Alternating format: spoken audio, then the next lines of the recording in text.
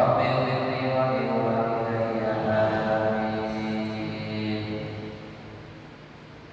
Bismillahirrahmanirrahim. Wallahu a'lam rahimakumullah wa nafa'ana bihi wa bi ulumihi fid dharain amin. Qala al-Imam an-Nawawi rahimahullah ta'ala. Qala al-Qadhi Iyad hadhihi al-ahadits allati waradat fi qissati ad-Dajjal hujjah lil madhhab al-haqqi fi sihhati wujudihi wa annahu shakhsun bi'ainihi ibtallahu ta'ala ibadahu fa'aqdaru 'ala al-ashya' min al-maqdurati bi ihya'il mayyiti alladhi yaqtuluhu wa min dhuhuri zahrati dunya wal qasri ma'ahu wa jannatihi wa narihi wa ittiba'i kunuzil ardi wa amarahu as-sama'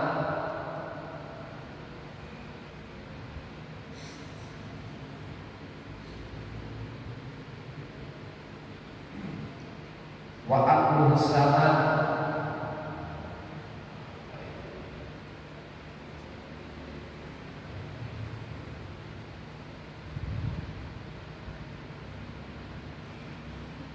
antam turo fatamatta wal ardo wa amarahu as-sama' antam turo fatamatta wal ardo antubita fatubita wa taqulu dzalika bi qudratillahi wa fitnatihi summa yujizuhu Allah ta'ala ba'da dzalik fala yaqdiru ala qadri dzalika al-wajhi wa la ghayrihi wa yaqtulu Abu wa yaqtulu Isa bin Maryam alaihi salam wa yusabbitu Allahu alladziina aamanu bil qawli tsabit hadza madhhabu ahli sunnati wa jami'il muhadditsin wal fuqaha khilafan liman ankarahum min al-khawarij wal jahmiyah wa ba'dil mu'tazilah.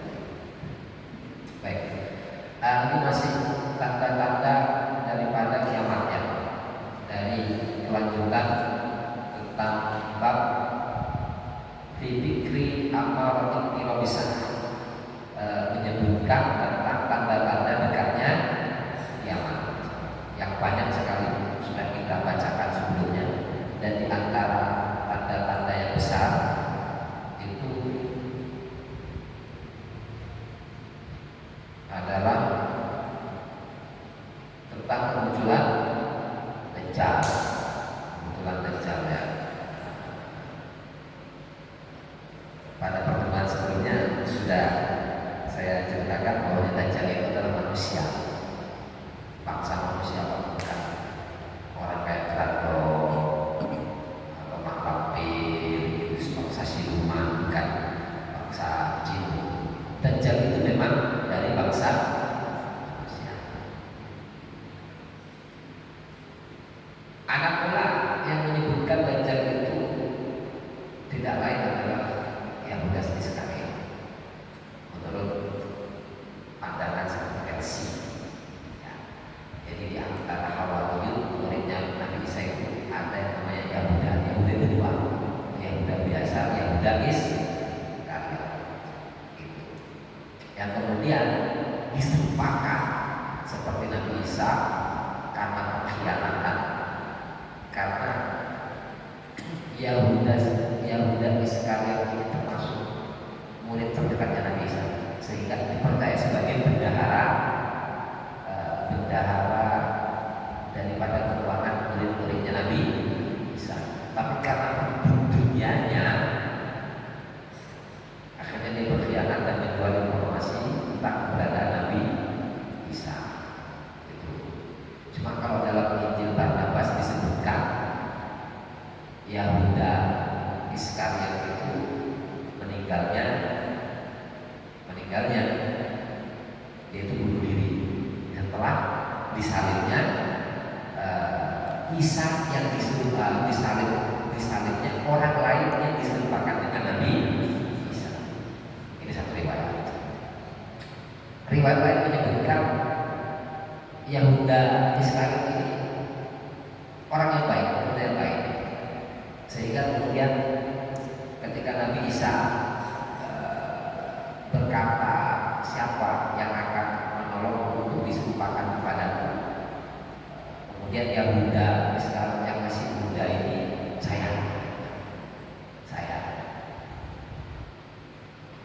Nabi Isa itu bicara 3 kali karena masih terlalu muda, hingga kemudian 3 kali diokekan oleh Nabi Musa, disepakati dia kemudian menanggung beban daripada penderitaannya Nabi Isa, sedangkan Nabi Isa diangkat ke langit. Ini versi lain. Jadi Yahuda Iskariot itu tokoh kontroversi. Cuma memang meskipun demikian, tanda-tanda yang menyatakan bahwasanya Yahuda Iskariot ini adalah tidak lain Dajjal dengan ciri-cirinya yang ada. Karena Dajjal itu ketika mau dibunuh oleh Nabi Isa atau Nabi Musa, ketika awal kemunculannya sejak zamannya Nabi Musa, yang kemudian itu adalah Musa Samiri, namanya juga sama Musa, cuma dari klan Samiri. Akan tetapi tidak diperkenankan oleh Allah karena nanti dia itu diperintahkan untuk mengembara bertemu dengan nabi-nabi yang lain agar supaya dia bertobat. Ternyata pertemuan dengan nabi-nabi yang lain itu tidak menjadikan dia itu bertobat, tapi justru berkhianat dan juga ingkar terhadap Nabi Musa.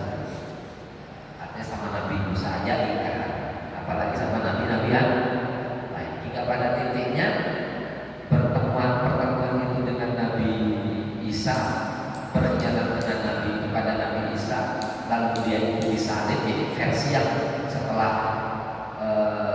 dijadikan gaduh-gaduh berbagai macam versi, ya, setelah dijadikan kisah yang biasanya diceritakan oleh orang-orang, dan dalam penyaliban itu sempat kemudian ditoprak matanya oleh gubernur Yerusalem pada saat itu, sehingga matanya satu picek.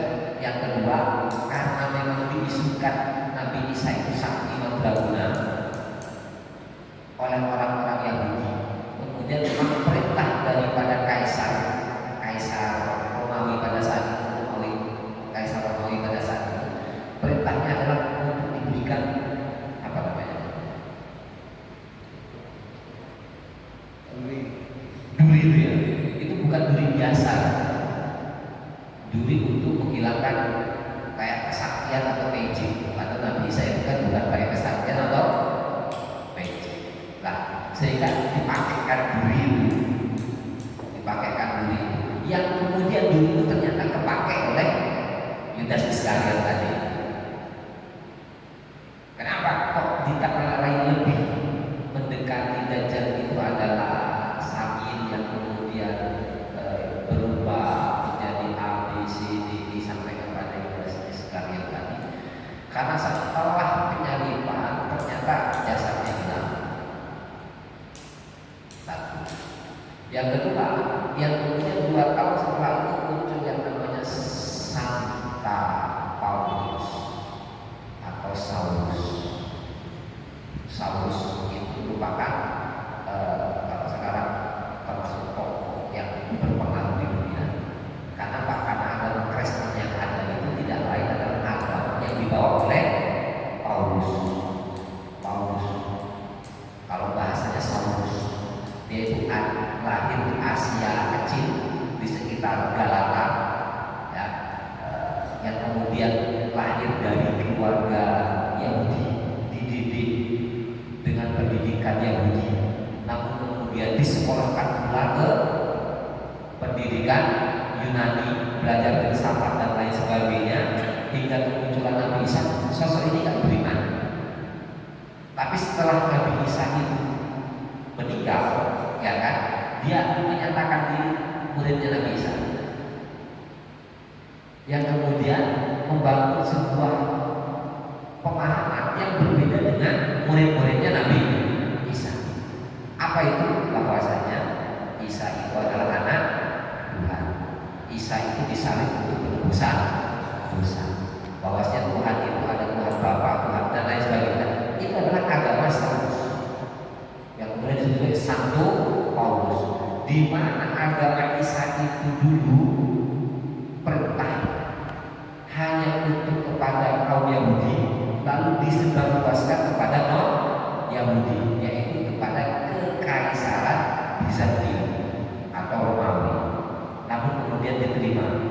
juga pada tahun 324 Masehi diresmikanlah agama Kristen sebagai agama negara oleh Kaisar Konstantinus. Begitu. Nah, artinya apa? Dengan hilangnya Yahuda Iskariot atau mungkin yang mirip ciri-cirinya Dajjal, lalu kemudian berkembangnya keyakinan Trinitas, ya kan ya? Nah, sepertinya ini ada konspirasi khusus atau konspirasi yang tertentu antara Saulus atau Paulus, juga dipanggil Saulus kalau kita dikenal karena bahasnya ucapannya dengan Paulus, ya kan, dengan Yudas Iskariot. Begitu. Yang kemudian nanti akan muncul. Baik. Kalau keyakinan umat Islam intinya adalah Nabi Isa itu tidak disalib, tapi Nabi Isa itu diangkat oleh Allah Subhanahu wa taala yang nanti akan turun untuk membunuh Dajjal. Ya kira-kira siapa yang paling berhak membunuh khianat? Kalau bukan sosok yang dikhianati, kan begitu. Ya itu adalah Nabi Isa. Dan terlepas dari berbagai macam versi tadi, tapi sejatinya memang Dajjal itu adalah sosok yang nyata. Dan Dajjal itu merupakan sosok yang sudah dilepas belenggunya, sudah terlepas belenggunya. Jadi belenggunya sudah terlepas karena dengan kelahirannya Nabi Muhammad, maka kemudian Dajjal ini dibelenggu oleh Allah Subhanahu wa taala. Yang kemudian disebutkan dalam sebuah riwayat, Dajjal itu lepas dari belenggunya ketika Konstantinopel ditaklukkan. Kapan itu? Konstantinopel ditaklukkan sekitar abad ke-12 atau abad ke-14 ya, abad ke-14 masih oleh Muhammad Al-Fatih, makanya tidak jauh dari Muhammad Al-Fatih 4 abad setelah itu, ketika kemudian Konstantinopel itu takluk, lalu Utsmani itu hancur, banyak yang namanya simbol-simbol Dajjal, termasuk bagaimana Tuhan itu menguasai dunia.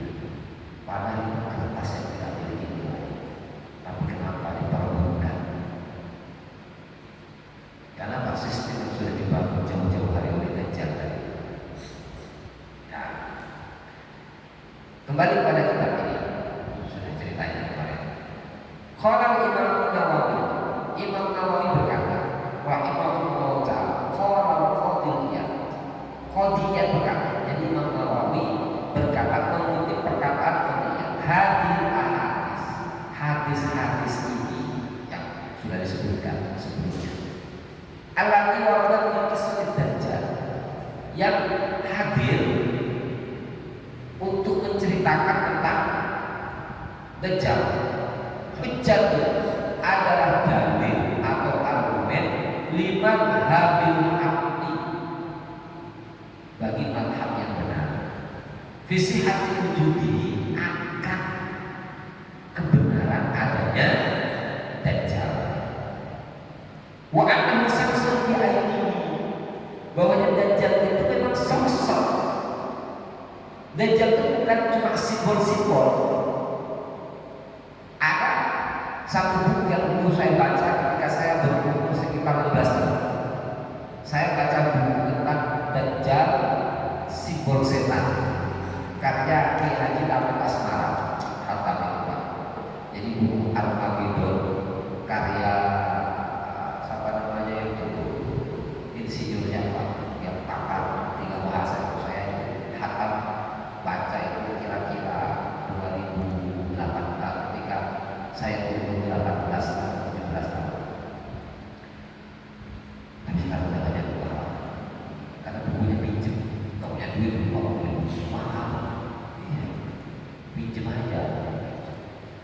Mulai kalau ada orang itu biasanya minta dibeli buku gitu kan, saya beli kalau sudah ya kalau itu kerjaan saya biasanya terima titipan. Jadi ada bahasa orang banyak tabungannya, saya tidak punya tabungan karena pengirimannya sedikit. Mereka ingin belanja kitab, ingin belanja buku, tanya saya kira-kira apa yang perlu saya baca dan perlu saya beli. Membaca ini saya sudah baca, terus yang ini kamu juga perlu baca, tapi setelah saya baca. Jadi kamu baca ini dulu, yang ini saya baca. Kalau sudah saya baca, baru kamu baca. Namanya baca gratis. Dan jadi memang Dajjal itu sosok, bukan cuma sekedar simbol, bukan cuma sekedar karakter. Kan ada yang mengasumsikan, contohnya adalah buku Dajjal simbol setan itu. Dajjal itu cuma karakter, bukan sebagai sosok. Ibtalaqallahu ta'ala ibadahu, di mana sosok ini memang sengaja dihadirkan oleh Allah untuk menguji hambanya. Kalau Bapak ngaji tafsir ada kisah Harut dan Marut. Harut dan Marut itu adalah sosok yang memang oleh Allah Subhanahu wa taala dimunculkan untuk apa? Untuk menguji hamba. Harut Marut itu ada yang mengatakan dua malaikat. Malaikat memang tugasnya untuk menguji hamba, mengajarkan sihir. Mereka yang tidak beriman akan belajar tentang sihir. Tapi kalau menurut pendapat Sayyidina Abdullah bin Abbas, malaikat itu bukan berarti dua malaikat. Malaikat itu dia adalah rajulun soleh yang ada di Babilonia, yang dari kesalehannya tidak dianggap sebagai seorang malaikat. Kayak orang Buddha itu, kalau orang soleh dianggap sebagai dewa, begitu. Dari hebatnya dia, dari solehnya dia bisa melesat naik ke langit, sama seperti iblis. Dulu karena hebatnya dia, karena solehnya dia itu duduk bersama malaikat di sisi. Tapi kemudian karena sombong, Dajjal ini manusia yang memang diciptakan oleh Allah untuk menguji manusia apa kuat apa kan. Kita kalau Dajjal ini kuat apa? Atau jangan-jangan Dajjal itu ada di sekitar kita, cuma kita tidak tahu saja.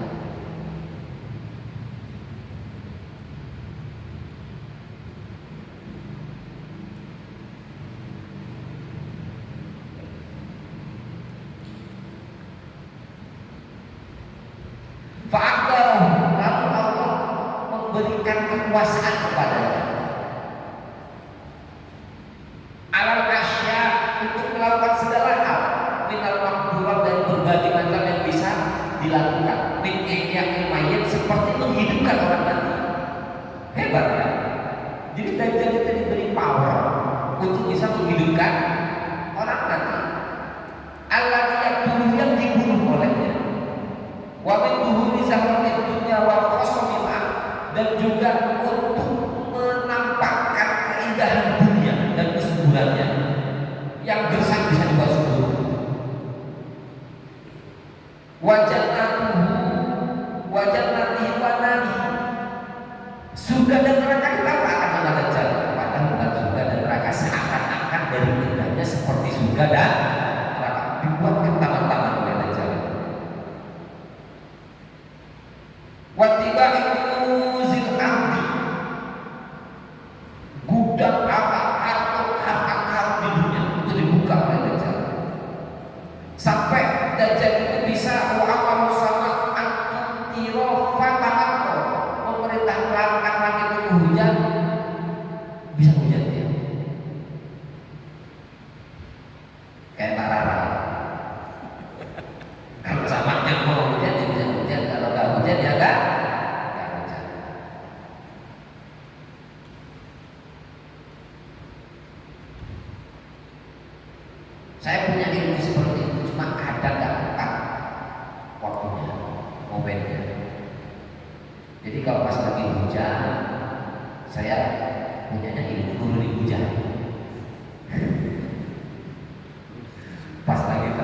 ilmunya nyarang hujan, jadi gak pernah tepat.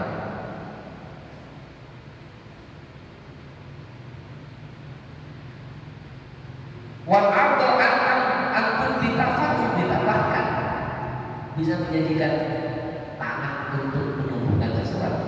Keren, keren. Wala yang itu alam meninggalkan ujung laki-laki aja. Jadi tidak ada seorang pun yang mampu untuk membunuh laki-laki tersebut. Walau ini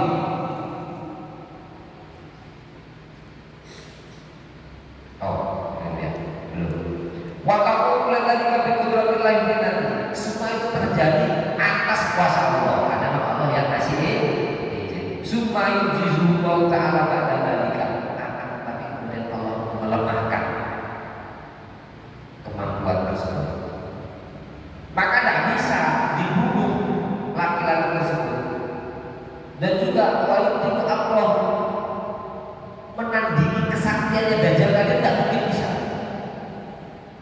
Tidak ada yang bisa dibuat, tidak ada yang bisa oleh Allah Subhanahu wa Ta'ala menandingi kesaktian Dajjal tadi. Meskipun malam nanti datang, ilmu Kidul datang, ya kan, David Copperfield datang melawan Dajjal, tidak ada yang bisa melawan. Memang oleh Allah Subhanahu wa Ta'ala dibuat tidak ada yang bisa melawan. Lalu siapa yang nanti akan membunuh? Wa yaqtulu Isa bin Maryam alaihi salam. Yang bisa membunuh nanti cuma Nabi Isa bin Maryam. Wa yusabbitu alladziina aamanu bil qawli tsabit. Ada orang-orang yang beriman itu akan dikuatkan hatinya untuk tidak berpaling dari Allah, untuk tidak beriman kepada Dajjal. Hada madhab Ahlus Sunnah. Ini adalah madhab Ahlus Sunnah. Baca minum hadis dan para ulama hadis wal fuqaha dan fuqaha. Khilafah berbeda dengan liman angkara orang yang mengingkari bahwasanya Dajjal itu adalah sosok. Dajjal itu simbol-simbol daripada kejahatan. Ada yang berkeyakinan seperti ini. Dajjal itu bermata satu, simbol kejahatan yang sekarang banyak merusak dalam peradaban ini. HP, matanya satu HP. Dianggap seperti itu. Dulu televisi, matanya satu televisi. Sekarang handphone dengan simbol mata satu, tapi ternyata HP-nya pun bisa dipakai untuk berdakwah, bisa dipakai untuk ngaji. Nah, sekarang dengan berkembangnya teknologi dan juga mudah informasi itu dicapai, diterima, maka tidak ada sedikit pun dari penjuru dunia yang tidak sampai dakwah Islam. Semuanya sudah sampai. Karena keluarnya terjadi nanti kan akan menjadi fitnah ke segala penjuru dunia. Informasi tadi melalui teknologi itu membuat kita tahu Dajjal ada di Palestina munculnya. Kita tahunya di mana? Dari informasi. Ya masa Dajjal mau datangin ke rumah kita sama-sama? Capek. Waktunya juga ada itu. Memanfaatkan teknologi. Akan tetapi Dajjal itu satu sosok, bukan simbol-simbol saja. Ada yang menyatakan Dajjal itu simbol kejahatan, bukan sosok. Contohnya dengan Khawarij, kaum Khawarij, wal Jahmiyah, kaum Jahmiyah, wa ba'dil Mu'tazilah dan sebagian orang-orang Mu'tazilah.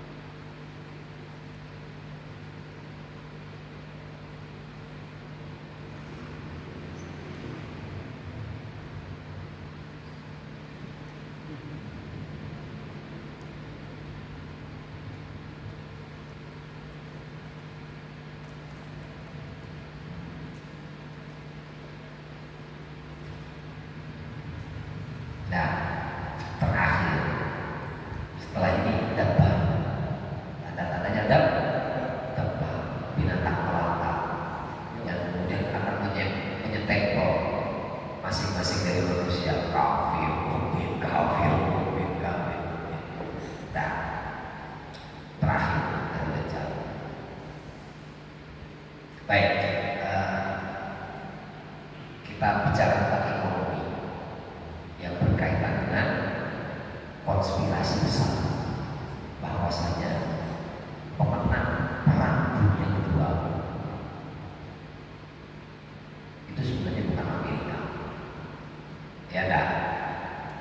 Siapa di belakangnya yang kemudian mendanai,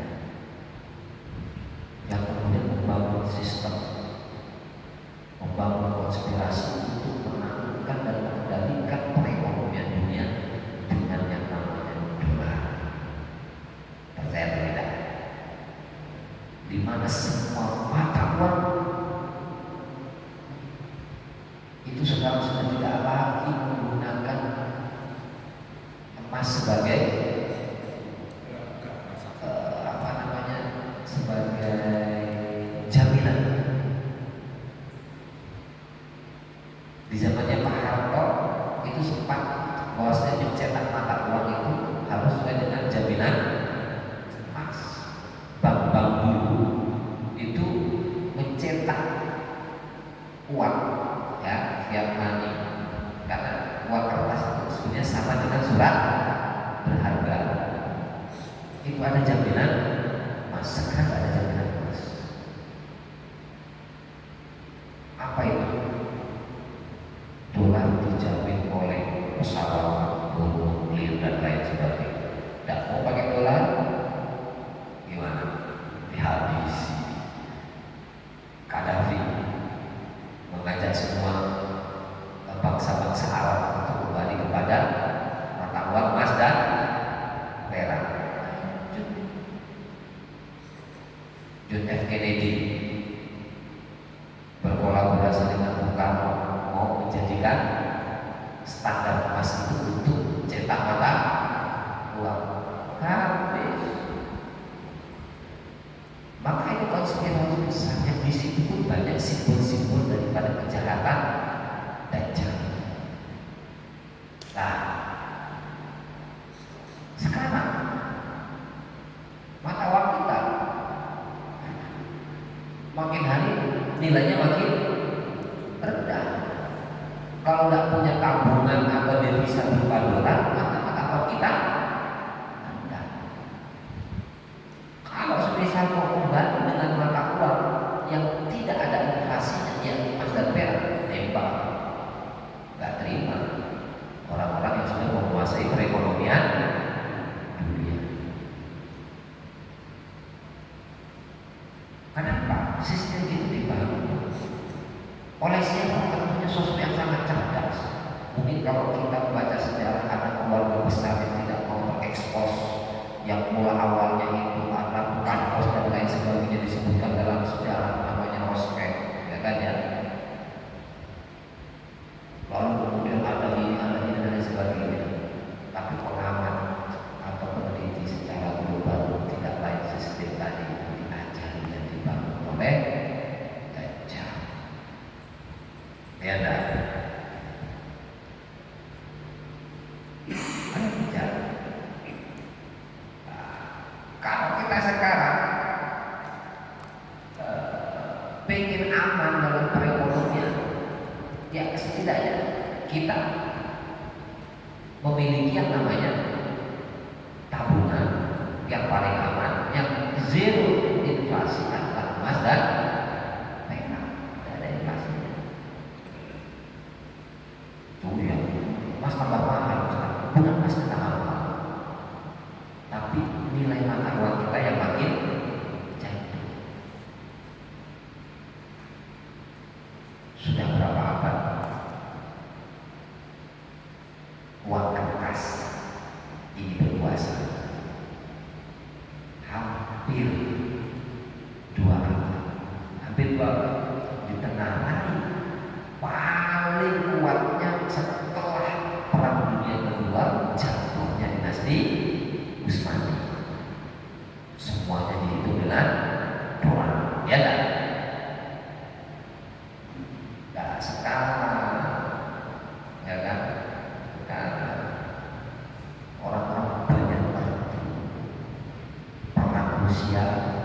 itu sudah menunjukkan bahwasanya emas itu ternyata adalah aset yang dapat mengamankan dalam perdagangan dunia. Sekarang aset yang paling atas itu ada yang namanya Bitcoin untuk dijadikan investasi. Kenapa Bitcoin tidak terikat dengan kebijakan satu negara? Harga satu Bitcoin sampai 1,5 M. Saya tidak berbicara mengenai halal-haramnya transaksi itu ya. Ya, katanya dulu yang membuat kode-kode daripada uang digital itu, Bitcoin itu adalah siapa? Satoshi. Satoshi siapa? Yang sekarang masih anonim orangnya, tidak tahu orangnya kayak apa. Makanya kemudian orang-orang penasaran, apalagi kayak saya, dia itu sebenarnya itu dajjal yang mau menggantikan mata uang dolar, atau memang pahlawan yang mau menghancurkan mata uang dolar. Kita harus tahu juga itu. Ustaz sebenarnya harus tahu. Cuma saya tidak main-mainnya kayak gitu, tidak ya. Sampai beli apa namanya Bitcoin dan main-mainnya.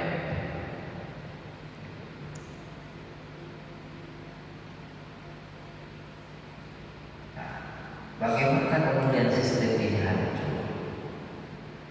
Sistem ini nanti runtuh karena sudah berkuasa beberapa tahun.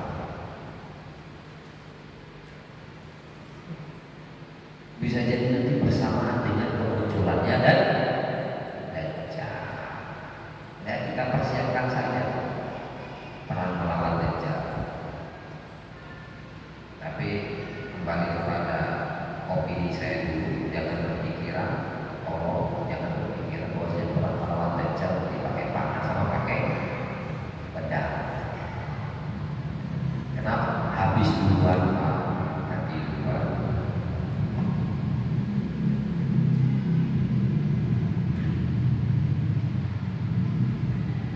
Nah itu Dajjal. Semoga kita terselamatkan nanti dari fitnah-fitnah Dajjal. Wa amad dabbat, ada pun dabbat. Dikenal dengan dabbat itu kalau bahasa Arabnya artinya dabbat itu hayawan melata. Jadi hayawan yang melata rayap di tanah itu sebutannya adalah dabbat. Cecek dabbat, ular dabbat. Karena jengking itu juga dabbat. Makanya wama min dabbatin fil ardi. Yang melata manusia itu juga dabbat. Cuma dabbat dalam konteks ini artinya ma'rifat khusus. Dabbat sebagai tanda-tanda dekatnya kiamat. Apa itu?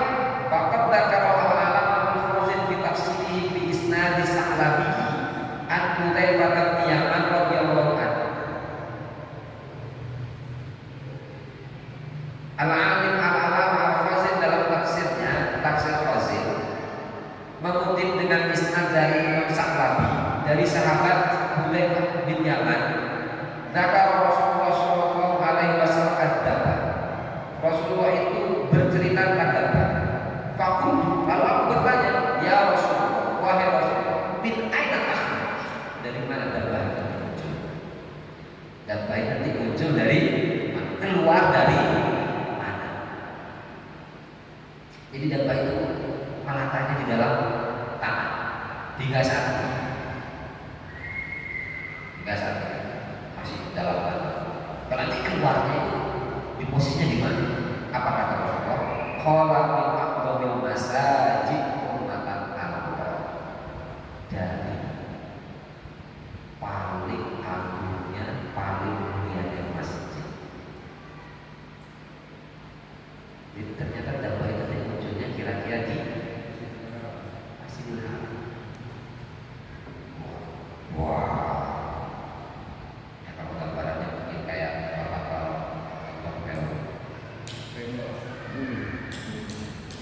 apa namanya? Yang bukan, yang itu, yang Jepang itu kan? Muzila, kayak silat. Ya, nanti kayak film Buziran ini ya. Bapak nama Isa yang itu baik. Ketika Nabi Isa tawaf di Ka'bah, wa ma'ahu muslim beserta orang-orang Islam.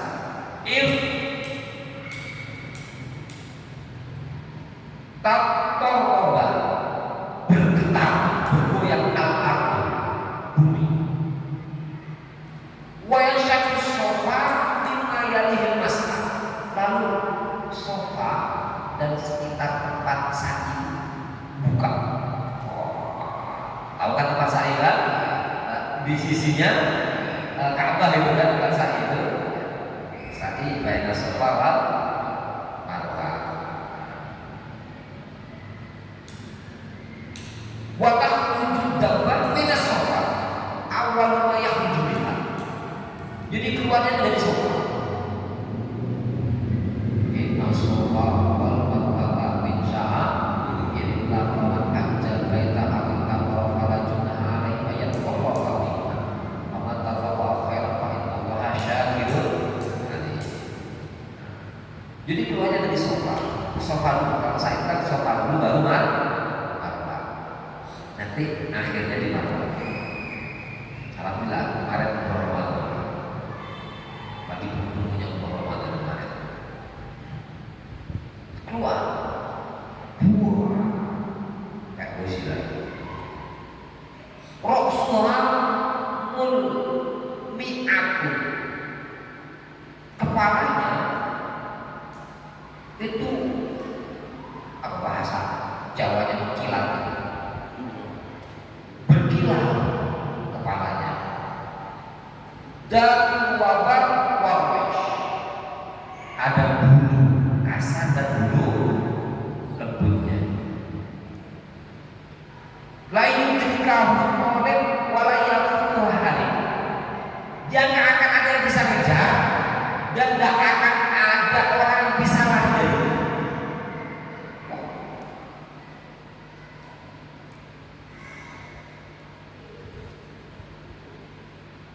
Tasumun nasa mu'minan wa kafir.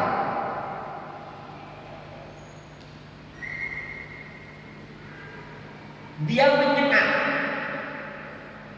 ngentuk itu nyengat, nyengat manusia, mu'minan wa kafir, baik mu'min atau kafir. Fa'amal mu'min, ada orang mu'min, fatat wajhah ka'annahu kawkabun duriyun wa tuktabu wa taktubu baina ainaihi mu'min. Orang mukmin itu oleh Dabbar ya, itu setelah ditinggal, lalu wajahnya orang mukmin itu bersinar seperti bintang-bintang. Dan tertulis di antara dua matanya adalah mukmin. Ada catatannya mukmin. Wa amal kafir, ada orang kafir, fatal kutubaina ainaihi nuqtatan sauda wa tuqtabu baina wa taktubu baina ainaihi kafir. Di top di antara kepalanya ya, dengan tinta hitam, pokoknya hitam, dan tertulis di situ kafir. Nah, ini gambar. Wa an Abdullah bin Amr radhiyallahu anhu, Abdullah bin Amr berkata, takhruju dabbah min sabijiyah. Nanti kan keluarnya katanya di sofa, ya kan? Ini riwayat lain dari Abdullah bin Amr, nanti keluarnya itu kira-kira di sekitar jalan-jalan Ajian. Bapak, kalau dari gerbang utama pintu Masjidil Haram, lalu kemudian ada menara Zam-Zam itu ya, menara Zam-Zam itu di situ ya, Zam-Zam Tower atau Clock Zam-Zam itu di situ kan ada hotel Swiss Berlin, ada Pullman, hotel-hotel yang mahal-mahal itu. Jalan lurusnya itu ada jalan Ajian.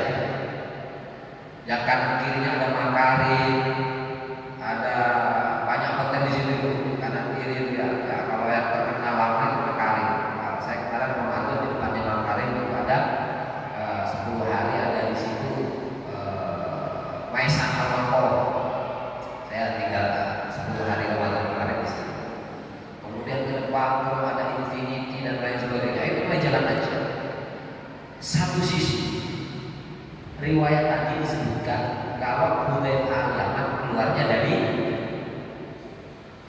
sofa, ya kan? Nah, kalau saya gambarkan begini Pak, andai kata dia Ka'bah ya, Ka'bah, ini pintu depan, ini apa? Zam-Zam Tower, ini jalan Asia, ini sofa Marwah, ya sofa Marwah. Kalau katanya hadis yang pertama keluarnya di sini. Kalau katanya hadisnya Amr, Abdullah bin Amr keluarnya kira-kira di jalan aja, memang agak dekat, cuma jauh lumayan antara sofa dan Marwah. Kalau kita pakai kilo itu kira-kira 2 kilo kalau jalan kaki. Nah, fata asal suha asal ketika keluar itu dia bangkit, itu kepalanya itu nyampe ke apa namanya sahabat itu. Ini namanya jam-jam ubah gitu. awan. Jadi dari tingginya Jabal ketika muncul, kepalanya itu nyampe ke awan, tinggi banget.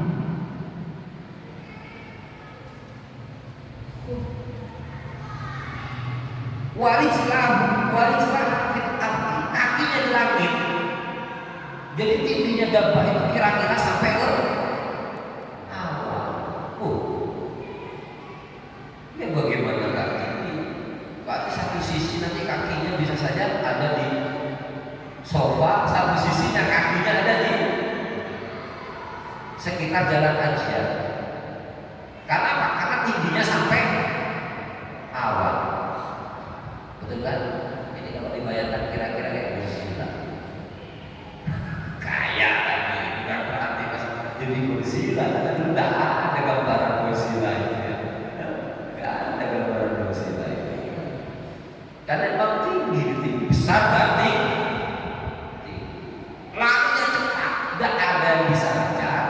Yang dikejar darat selamat. Punya bulunya bulu besar, tapi juga punya bulu lembut. Lalu kepalanya itu berkilau. Apa di bayangan Bapak? Ada? Tidak masuk lah. Tidak masuk. Ya bisa jadi. King Kong. Tidak masuk juga gitu. Kalau King Kong bisa digambarkan secara detail. Ya, tapi bisa jadi kita tunggu aja nanti kalau sudah keluar ya seperti apa. Tapi jangan harap juga nyampe aja.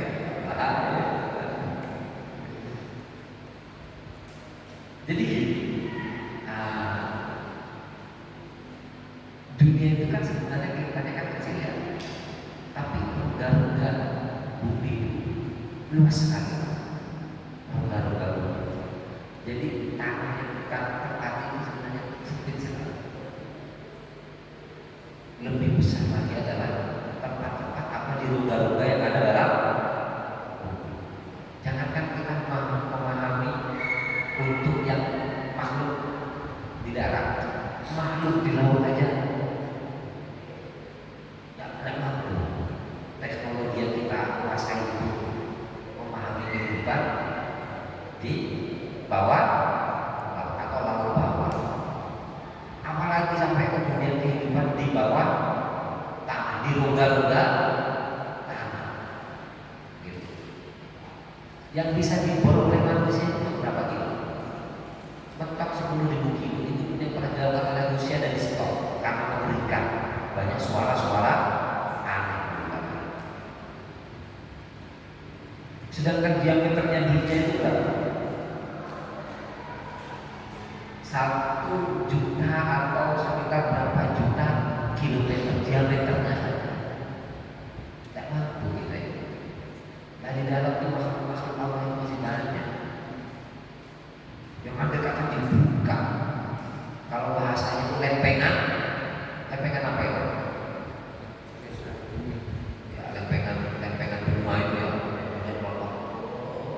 hilang dari Indonesia dan masuk. Udah malu-malu dari dalam belum? Keluar.